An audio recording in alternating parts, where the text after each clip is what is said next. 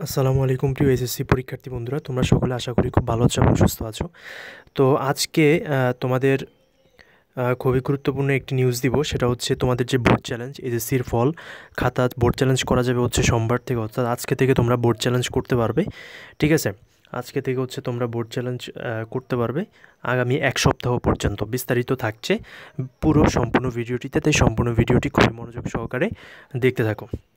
তো তোমাদের এখানে প্রথমত কথা হচ্ছে, তোমাদের বোর্ড চ্যালেঞ্জ করলে কিন্তু মার্ক অবশ্যই বাড়বে।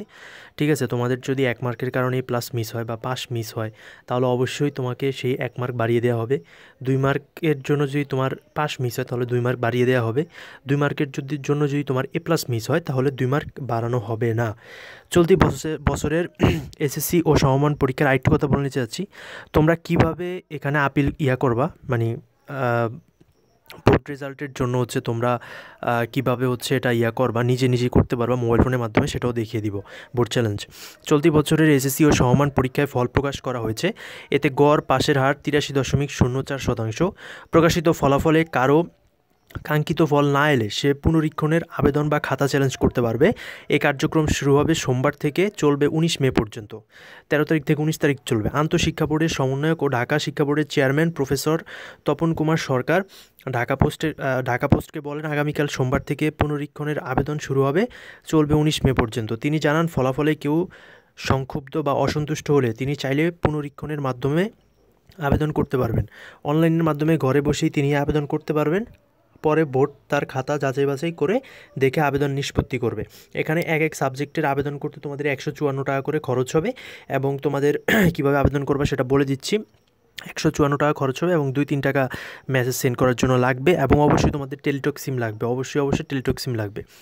টেলিটক প্রিপেড মোবাইল ফোন থেকে পুনরীক্ষণ আবেদন করা যাবে। আবেদনের জন্য প্রথমে হচ্ছে তোমরা মেসেজ অপশনে গিয়ে আরএসসি লিখবা, ঠিক আছে, তারপর স্পেস, তারপর হচ্ছে বোর্ডের নামের প্রথম 3 অক্ষর, যেমন যদি ঢাকা বোর্ড হয় DHA, বরিশাল বোর্ড হলে BAR, এরকম বড়দের অক্ষরে প্রথম বোর্ডের 3 অক্ষর লিখবা, স্পেস দিবা, তারপরে তোমাদের রোল নাম্বারটা লিখবা। ঠিক আছে, তোমাদের রোল নাম্বারটা লিখবা, রোল নাম্বার লেখার পর আবার একটা স্পেস দিবা, তারপরে বিষয় কোড লিখবা, যে বিষয়ে তোমরা আবেদন করতে যাচ্ছ ওই বিষয় কোডটা লিখবা। বিষয় কোড লেখার পরে তোমরা সেন্ড করে দিবা 16222 এই নাম্বারে 16222 এই নাম্বারে সেন্ড করে দিবা।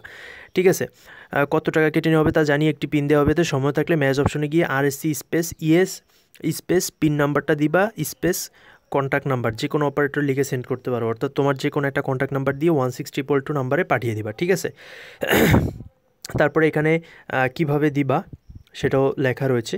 যদি তোমরা একই সাথে 2-3টা সাবজেক্টের বোর্ড চ্যালেঞ্জ করতে চাও তাহলে RSC space Dhaka board space roll number space, তারপরে হচ্ছে তোমরা একসাথে কমা দিয়ে 3-4টা বোর্ড সাবজেক্টের বিষয় কোড করবা। ঠিক আছে, লিখে দিবা প্রতিটি পত্রের জন্য, অর্থাৎ Bangla second paper, first paper, second paper, 2টা করলে 125 করে 250, 250 টাকা নিবে। ঠিক আছে, একটা করলে 125, পার পত্রের জন্য 125 টাকা করে নেওয়া হবে। ঠিক আছে, সো আশা করি তোমরা বিষয়টা বুঝতে পারছো কীভাবে আবেদন করবা। টেলিটক সিম হলে অবশ্যই আবেদন করতে পারবা নিজেই, টেলিটক সিম না হলে নিজে আবেদন করতে পারবা না। তো সবাইকে অসংখ্য ধন্যবাদ সম্পূর্ণ ভিডিওটি দেখার জন্য। আল্লাহ হাফেজ।